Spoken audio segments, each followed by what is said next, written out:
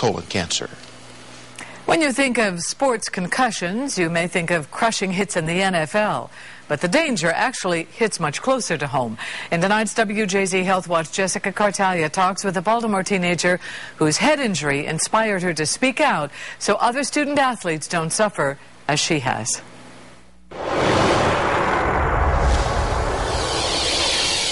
In a split second, 14-year-old soccer star Abby Cahalan suffered a concussion that changed her young life. I had a bloody nose. Everyone rushed to help. People were trying to take care of me, like fix up my nose. But that wasn't the problem. They couldn't see the damage that concussion did to Abby's brain. It kind of felt like an elephant was sitting on my head. Within days, Abby experienced constant crushing headaches. It was a lot of pressure. Children and teens who suffer concussions are in far greater danger than adults because their brains are less developed and take longer to heal.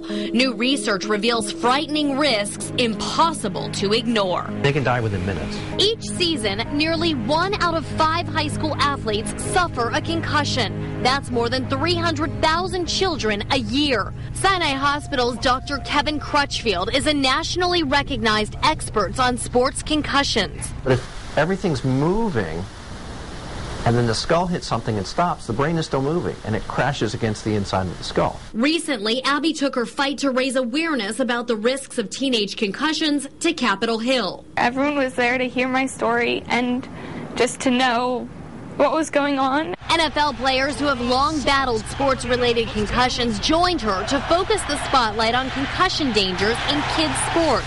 Maryland Congressman Dutch Ruppersberger is co-sponsoring legislation to force schools to address this problem. The momentum started with the NFL and the military, and we have to take it to our kids in middle school and also in high school. The Contact Act would set up and fund concussion management programs in public schools and require baseline and post-injury testing for all student athletes.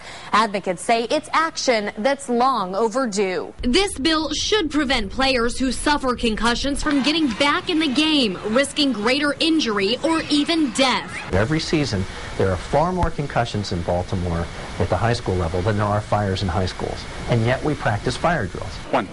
Good form, keep that back straight. How's your head feel? Maybe a little worse. 2 years after Abby's concussion, pounding headaches are still a part of her everyday life. She regularly goes to vision and exercise therapy. This one goes out at an angle. It's time she used to spend on the field. You love playing soccer. Is it hard for you to watch your teammates? I never thought it would happen to me. I never thought that anything would make me stop playing because it was like my life. Jessica Cartalia, WJZ, Eyewitness News. Well, Abby is now channeling her energy into other hobbies such as art, sewing, playing the guitar. She also volunteers at the Oregon Ridge Nature Center. What's the dirt on Maryland, or better yet, what is our official dirt? Well, before you start thinking about the latest gossip, you may be surprised to know that a state legislator wants to make sassafras